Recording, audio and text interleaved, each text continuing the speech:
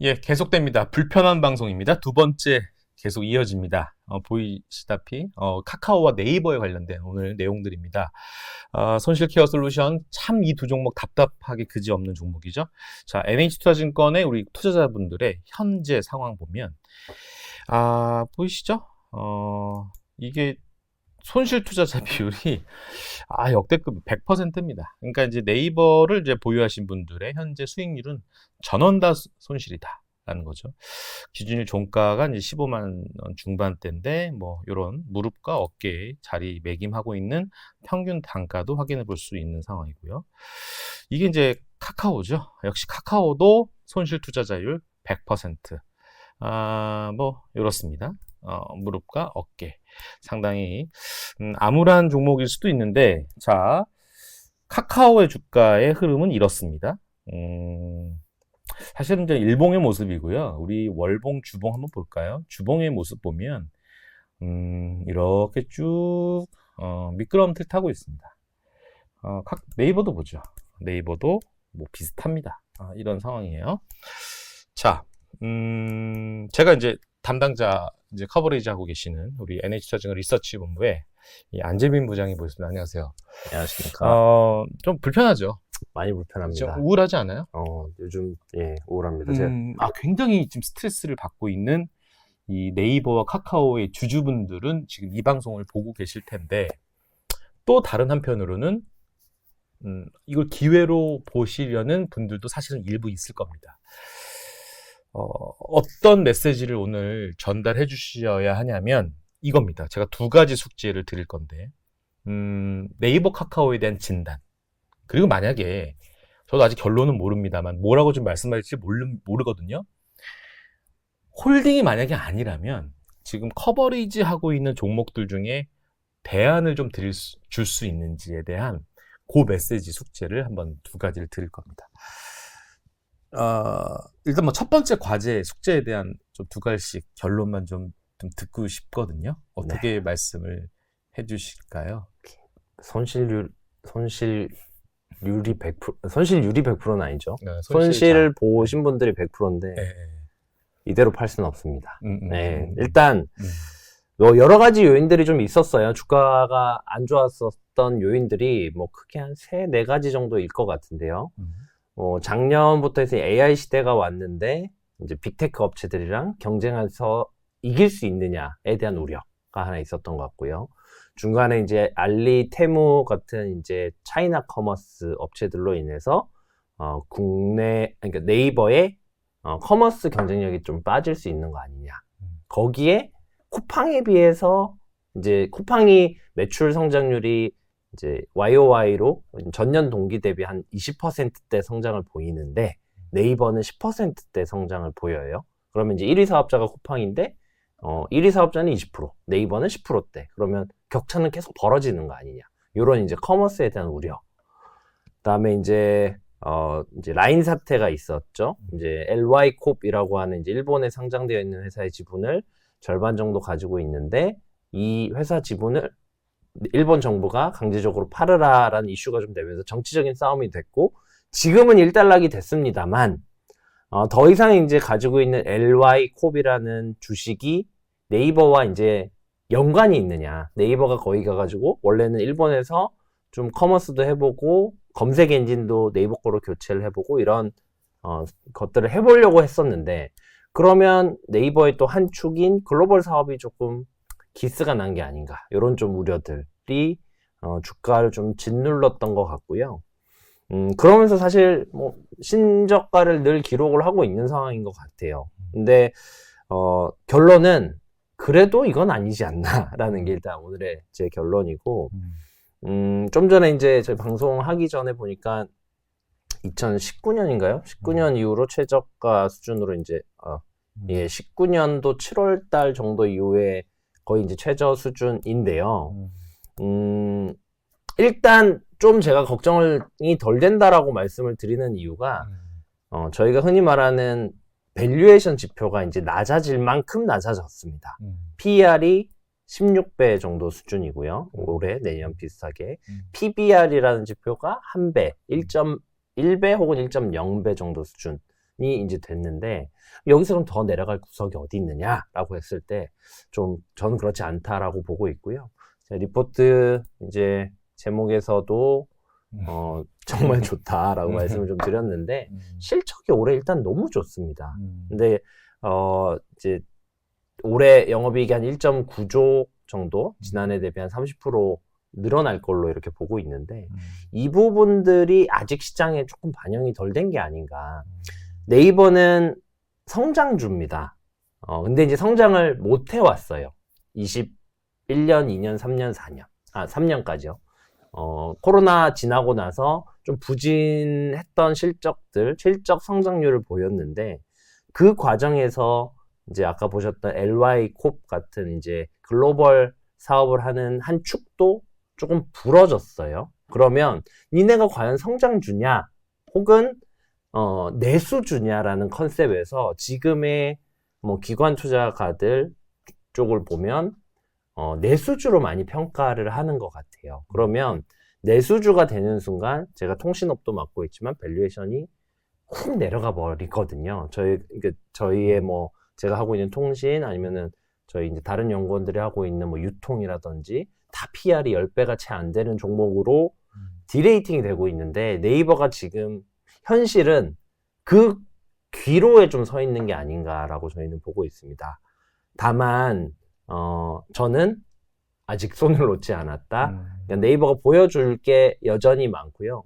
내수주, 그러니까 뭐 어쨌든 사업의 상당 부분이 한국 내에서 이루어지기 때문에 내수주가 아니라는 걸 부정하는 건 아니지만 아직 LY콥과 관련된 것들도 여전히 사업은 진행이 되고 있는 상황이고요.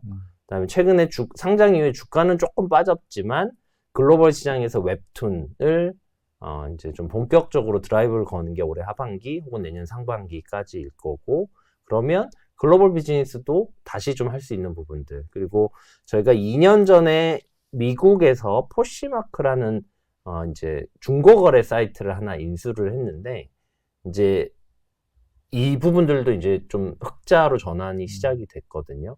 지금은 이제 그런 부분들을 별로 관심 있게 보시지 않는 거죠. 그냥 더 이상 이제 네이버는 과거와 달리 성장이 없다라는 컨셉에 좀 너무 이렇게 좀 갇혀 있는 것 같아서, 그리고 실적이 지금 한 2개 분기가 잘 나오긴 했는데 3분기까지도 만약에 잘 나온다 그러면 실적에 대한 가시성들도 좀 더 보여줄 수 있어서 그런 부분들에서 저는 아직은 조금 포기하기 이르다라는 부분들과요. 16만 원 근처가 갔던 게 아까 19년도 말씀드렸지만 21년도에도 한 번 있었습니다. 그때도 PBR 한 배에서는 그래도 반등하는 모습을 보였다라는 거. 그 두 가지 측면에서 실적적인 부분들, 결국 성장주로서의 컨셉을 놓지 않았다라는 부분, 그리고 PBR 한 배라는 약간 상징적인 밸류에이션 지표가 어느 정도 다다랐기 때문에 저는 그래도 하반기, 3분기, 4분기 이제 실적들도 있고 좀 더 좋아지지 않을까 이렇게 말씀드리고 있는 상황입니다. 네. 상당히 그 서머리를 잘 해주신 것 같고 포인트를 잘 점검해 주신 것 같아요. 방금 말씀 주신 것들은 주가의 하방을 탄탄하게 잡을 수 있는 이유들 아닌가 싶습니다. 토종 AI, 클로바, 그쵸? 클로바 X, 또 네이버가 갖고 있는 또 장점이 뭐 원래는 뭐 빅테크들이 하고 있는 뭐 오픈 AI나 이런 쪽보다는 좀 약하긴 하지만 또 네이버 지식인을 기반으로 해서 이 토종 한국의 AI가 그래도 뭐 특정 지역의 어떤 지리적인 또 문화적인 언어적인 특성을 잘 또 구현을 하고 있는, 그래도 착실하게 잘 하고 있는 것 같더라고요. 그래서 아직까지는 뭐 수익으로 전환되는 건 좀 약간 시간적인 여유가 좀 필요하겠지만 어쨌든 방금 말씀해 주셨던 시총 25조, 그 다음에 영업이익 한 2조를 따박따박 벌고 있는 회사, PER 16배, PBR 1배 수준에서는 히스토리컬 저점 밴드의 구간에 들어와 있는 구간이기 때문에 매도의 실익은 없다. 그리고 자회사들 턴어라운드 하는 거, 미국판 당근마켓 드디어 이제 흑자로 돌아서는 중요한 자리. 네이버 웹툰 좀 아쉬워요, 그렇죠? 조금 아쉽은데요. 요게 이제 그 상황을 조금 제가 좀 정리를 해드리면 상장은 사실상 성장을 위한 상장이었습니다. 네이버 앱2는 정확하게 네이버가 80% 지분을 가지고 있고요. 라인, 아까 말씀드린 LY콥이 20% 지분을 가지고 있는데 결국은 연결 기준으로 보면 그냥 네이버가 전체를 가지고 있는 셈이에요. 근데 계속 적자가 났잖아요. 지금도 적자고. 그러면 뭔가 이제 사업을 확장을 하고 싶고 투자가 필요하면은 네이버가 계속 돈을 넣어야 됩니다. 근데 이제 사업하시는 분들은 잘 아시겠지만 결국 레버리지를 일으켜야 되는데 그걸 자기 돈으로 할 거냐, 돈을 이제 투자를 받아서 할 거냐 해서 네이버는 상장을 통해 확보하는 자금을 가지고 투자를 하겠다라는 결정이 난 겁니다. 근데 어디다 투자를 할 거냐? 지금 이제 웹툰은 한국과 일본에서는 상당히 잘 되고 있고 이미 중요한 플랫폼으로 자리를 잡았습니다. 근데 이제 한국과 일본의 성장률이 조금 이제 둔화가 되기 시작을 했거든요. 그러면 이제 남아있는 지역 중에 만화 시장이 큰 곳은 어디냐?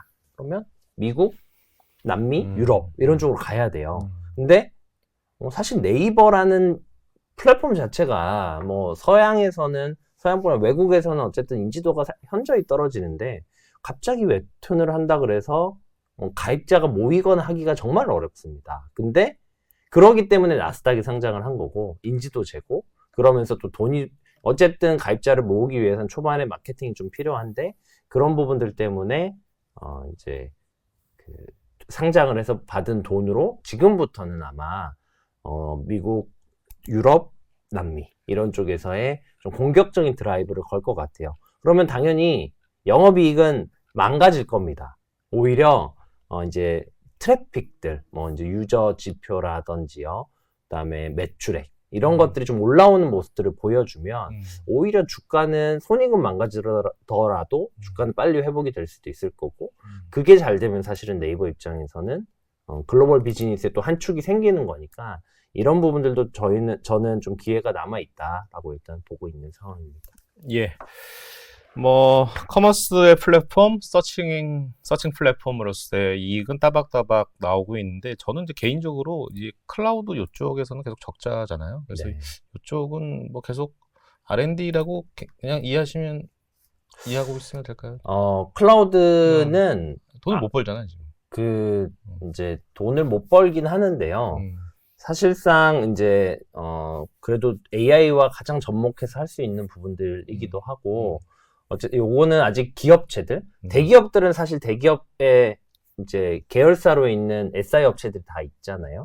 중소기업들이 데이터 센터 활용하고 클라우드 사업을 하고 이런 것도 좀 늘어나야 되는데 이게 아직까지 좀 작다 보니까 지금은 아직 정부 수주 중심으로만 좀 되어 있는 상황입니다. 매년 배당을 아직은 뭐 배당 수익률이 그렇게 높은 회사는 아니지만 그래도 꾸준하게 조금씩 늘리고 있는 회사 중에 하나가 또 네이버가 또 계속 껴 있어요. 그래서 좀 참고하시면 좋을 것 같다는 생각이 듭니다. 목표 주가는 뭐 사실은 지금 뭐 경기 침체를 논하고 있는 중요한 이런 변동성 장세에서 그게 뭐 큰 의미를 둬서는 안 되겠지만 차트로 좀 전략 한번 마지막 정리할게요. 자, 157,700원의 현재 주가에서 우리가 사실은 외국계 증권사들은 네이버를 그렇게 좋아를 하지는 않아요, 사실은.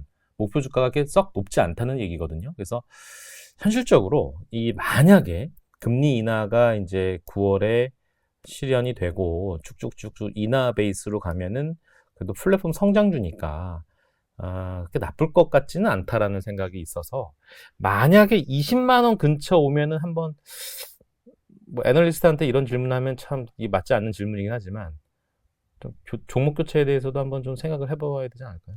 일단 20% 올라주면 그렇죠? 네, 현실적으로 이 트레이딩 관점에서는 한번 조금 수건의 일단 과제입니다. 일단 20만 원 좀 앞자리 수가 좀 바뀌었으면 하는 간절한 소망이 있습니다. 어쨌든 지금 매도 실익은 없다라고 중간 결론을 한번 내고요.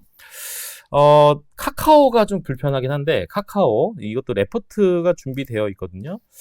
변화 시도라는 제목으로 이렇게 쓰셨는데 혹시 뭐 업데이트 레포트 내용 중에 업데이트 하실 게 있거나 아니면 뭐 추가적으로 부연 설명해 주실 게 있다라면 일단 카카오는 조금 상황이 썩 녹록지는 않습니다. 녹록지 않은 것들이 두 가지일 텐데요. 하나는 이제 사업적인 부분들. 카카오가 이제 지난 몇 년간 고성장을 해오던 시기를 보면 이제 사업들을 카카오톡 기반으로 여러 가지 사업들을 확장하고 그 과정에서 이제 성장을 만들어내는 이런 모습들을 보여왔는데 지금은 어쨌든 좀 외부 환경이나 여론이나 이런 것들이 이제 뭔가를 세게 확장을 하기에는 조금 어려운 구간에 들어온 게 아닌가라는 게 좀 가장 큰 걱정이고요. 그러다 보니까 이제 카카오도 뭔가 좀 변화가 필요한데 그 변화가 아직까지는 이제 저희 눈에 그렇게 많이 보이고 있지는 않은 상황이다라고 보고 있습니다. 다만 이제 뭐 지금 제가 리포트에도 써놨지만 카카오톡의 광고와 커머스가 메인 캐시카우 비즈니스인데 이 부분들을 조금 더 신경을 쓰겠다. 성장을 좀 만들어내겠다라는 부분.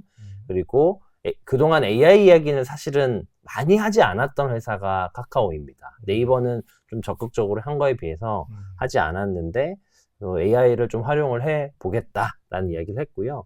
이 부분은 저는 좀 긍정적으로 보고 있습니다. 왜냐하면 AI가 결국은 뭐 말로도 대화를 하시지만 아직까지는 이 채팅으로 된 AI가 가장 많잖아요.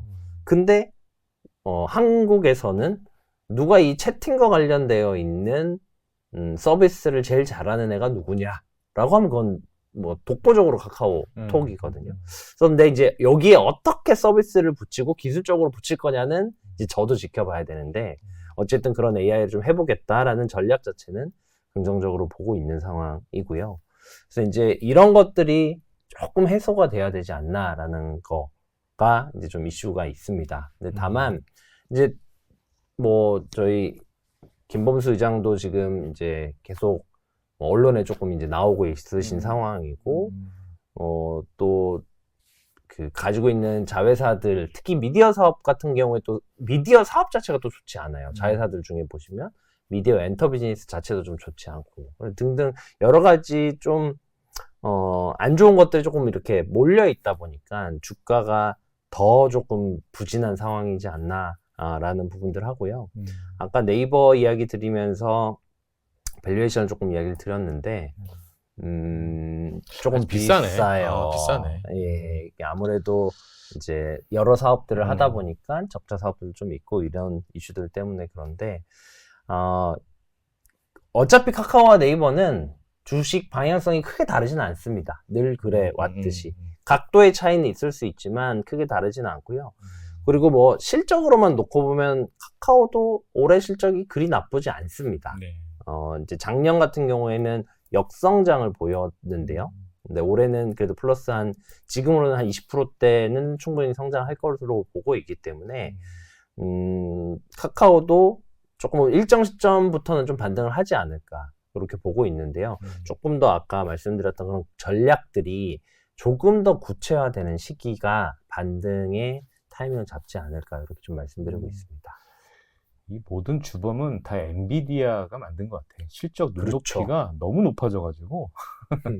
자, 좋아요. 그러면 이제 어쨌든 이제 카카오는 조금 스트롱 바이 의견은 좀 아닌 것 같다는 느낌이 드는데 만약에 대안을 좀 삼자라면 지금 이제 사실은 통신주도 좀 커버하고 계시고 뭐 최근에 SK텔레콤 뭐 주가, KT 주가 보면은 물론 뭐 유틸리티, 통신주, 뭐 필수 소비재 이쪽이 시장 성격 때문인지 모르겠지만 상당히 틈새 시장으로 주가 선방하고 있지만 혹시 뭐 게임주도 커버하고 계시고 뭐 두루두루 좀 혹시 보시는 종목 중에 뭐 하나 좀 섹시한 거 뭐 혹시 있으실 만한 거 있을까요? 일단 SK텔레콤 조금 말씀드리면 방금 이야기 드린 것처럼 방어주 성격이 분명히 있습니다. 시장 딱 불안하니까 7월 말 8월 정도부터 주가가 슬금슬금 가기 시작했던 건 뭐 확실하고요. 거기에 이제 조금 더 추가적으로 말씀드리고 싶은 게 이제 SK텔레콤은 그러니까 통신사다 보니까 성장이 그렇게 높은 회사들은 아닙니다. 그런데 5G도 보급률이 포화가 됐어요. 70%대가 넘어가면 이제 웬만한 쓰시는 분들은 다 쓰시고 계시다라는 이야기고, 예. 그래서 성장이 더딘데 또 한편으로는 요즘 아이폰 어제 16 나왔죠. 뭐 그 앞에 갤럭시 폴드 6가 나왔나요? 그렇게 보면 그렇게 화두가 되지 않아요. 한 5년 전, 10년 전으로 되돌아보면 아이폰 나왔다 그러면 막 난리가 나고 막 관심이 있었고 주변에 누가 바꿨다 그러면은 구경하러 가고 이랬는데 지금은 누가 바꾸든 말든 신경도 안 쓰고 이런 상황입니다. 그러니까 한마디로 말해서 휴대폰 교체 주기가 상당히 길어졌고요. 통신사들도 사람들이 안 바꾸니까 경쟁을 많이 해야 될 이슈가 별로 없습니다. 그러니까 차별화 포인트를 못 느끼시는 거죠. 그래서 마케팅 비용이 줄어들고 있는 상황이고 늘지가 않습니다. 그리고 5G 투자가 일정 수준 끝났습니다. 장비 투자가 어느 정도 끝나서 결국은 매출은 한 낮은 한 자릿수 때 성장을 보이는데 비용들이 안 늘어나면 영업이익은 더 늘어날 수밖에 없는 거잖아요. 높은 한 자릿수 때 영업이익을 기록을 하는데 뭐 통신사들도 주주 환원에 대한 이제 생각들을 많이 하고 있는 이제 기업들이고 그래서 아마 정부의 그 밸류 프로그램 관련해가지고 주주 가치를 제고하려는 계획을 아마 올해 연말쯤에 발표를 하려고 하고 있습니다. 예정을 하고 있어서 그런 부분들도 좀 플러스가 될 것 같아서 결국은 이익이 좋아지면 배당금 늘어날 수 있고 그다음에 이제 밸류 프로그램 때문에 추가적으로 지금 하고 있는 배당보다 더 늘어날 수 있는 두 가지 요인들이 있어서 뭐 확실히 불확실할 때는 조금 통신주로 좀 눈을 돌려보시는 것도 나쁘지 않다라고 말씀을 드리고 있고요. 뭐 성장 사실 인터넷과 좀 이렇게 대변되는 종목들은 사실 게임 쪽이긴 한데 게임 쪽은 지금은 크래프톤을 조금 더 추천을 드리고 있는 상황이고요. 그다음에 이제 뭐 이유는 뭐 안정적인 실적 때문입니다. 그러니까 올해 그동안 알고 계시는 배틀그라운드가 실적 오래됐잖아요. 출시한 지 게임이 벌써 6년, 7년 된 게임인데 매출이 큰 폭으로 성장을 했습니다. 그러니까 저희가 IP라고들 이야기를 많이 하는데 죽었다고 하면 좀 그렇지만 어쨌든 한물간 IP라고 생각을 했었는데 올해 반등을 했고요. 근데 내년도에 대작들이 좀 있습니다. 그러면 올해 실적이 탄탄한 가운데 대작까지 붙으면 내년도에 실적 성장들이 제법 괜찮을 것 같다라고 좀 저희는 보고 있고요. 게임주들도 사실 상황이 그렇게 녹록지 않았습니다. 뭐 여러 가지 요인들이 있었겠지만 뭐 여행도 많이 가시고 요즘 쇼폼도 많이 보시고 그래서 게임에 대한 시간 할애가 그렇게 많지 않은 게 현실인데 또 한편으로는 대작들이 많지 않았던 것도 있어요. 코로나 이후에 많이 이제 좀 전략들이 많이 바뀌었습니다. 우리 글로벌도 좀 해보고 콘솔이라고 하는 플레이스테이션, 엑스박스 게임들도 좀 해보고 그다음에 이제 장르도 한국 게임 업체들 특히 이제 NC소프트 같은 경우에는 MMORPG라는 특정 장르에 너무 몰입되어 있었는데 이런 것들을 좀 변화해보자라는 게 이제 게임 회사들의 전략이었고 그게 22년, 23년도에 많이들 이제 그런 좀 전략들의 변화들을 가지기 시작을 했습니다. 근데 이제 게임은 개발이라는 게 시간이 좀 많이 걸리잖아요. 뭐 짧게는 1, 2년, 길게는 뭐 3년, 5년, 뭐 그 이상도 걸리는 게임들이 있는데 그러다 보니까 이제서야 조금씩 그런 좀 새로운 변화를 가지는 게임들이 출시하기 시작하는 구간이다라고 저는 보여지고요. 작년 같은 경우에는 네오이즈 피해 거짓 같은 게임, 올해 같은 경우에는 이제 시프트업의 스텔라 블레이드, 그다음에 니케 이런 게임들이 장르도 좀 많이 바뀌고 있고 타겟하는 지역들도 많이 바뀌면서 조금씩 이런 도전들이 나타나기 시작을 했습니다. 그래서 요런 이제 새로운 게임들이 아마 25년도에는 좀 많이 나올 것 같아요. 그래서 게임주는 25년도가 저는 되게 좋을 거라고 보고 있고 그게 아마 시작점이 저희가 11월 달에 수능하는 날 늘 부산에서 지스타 게임쇼를 수능날 시작을 합니다. 올해 가면 11월 14일로 제가 기억을 하는데요. 그때부터 이제 조금 내년도에 어떤 라인업들이 게임 회사들이 가지고 있고 이런 것들 좀 보시면 게임주들은 좀 25년도가 확실히 좀 회복세를 보여주지 않을까 이렇게 보고 있고요. 게임 업황이 안 좋을 때는 좀 중소형 게임주들이 주가가 많이 튀었습니다. 왜냐하면 기대 안 하고 있다가 게임 하나가 나와서 큰 폭의 성공을 거두면 실적도 좋아지고 주가가 좋아질 수밖에 없으니까 특히 이제 기대가 많지 않았던 중소형 게임주들이 주가가 많이 움직였는데요. 아마 내년도는 대형주들이 좀 시장을 주도를 할 거고 그러면 섹터 전반적으로 산업 게임 섹터 자체가 올라가면 전체 이제 게임주의 관심도 좀 늘어날 수 있어서 종목별로는 좀 시기적인 편차는 있지만 25년도를 보면은 방금 말씀드린 대형주들 크래프톤, NC소프트, 이제 펄어비스 뭐 이런 업체들이 좀 있지 않을까 그렇게 좀 말씀드리고 있습니다. 차트만 여러분들 좀 보여드리고 오늘 마치겠습니다. 펄어비스가 이제 최근에 좀 주가가 양호했다가 좀 내려왔고요. 그 다음에 주가가 크래프톤이 굉장히 짱짱했네요. 짱짱했는데 반대로 NC소프트라든지 아니면은 네오위즈라든지 아니면 시프트업은 이제 신규 상장주죠. 요런 쪽에서 한번 게임주 신작에 대한 스케줄 체크하셔가지고 뭔가 내년을 또 준비하는 게임주 한번 살펴보시는 것도 방안이 될 것 같습니다. 자, 무거운 마음으로 시작했던 이 카카오와 네이버에 관련된 내용들 한번 진단해 봤고, 솔루션, 그 다음에 대안에 관련돼서도 한번 내용들을 한번 얘기해 봤습니다. 자, 계속적으로 불편한 방송 계속 진행할 겁니다. 많이 물려있고, 손실률이 좀 과다한 이 종목들에 대해서 얘기를 나눌 건데, 다음 이 시간에는, 엔터주. 뭐 SM, 하이브, JYP 상당히 고공행진하다가 왜 이렇게 또 주가가 많이 내려왔지? 많이 궁금해하시는 분들도 계시거든요.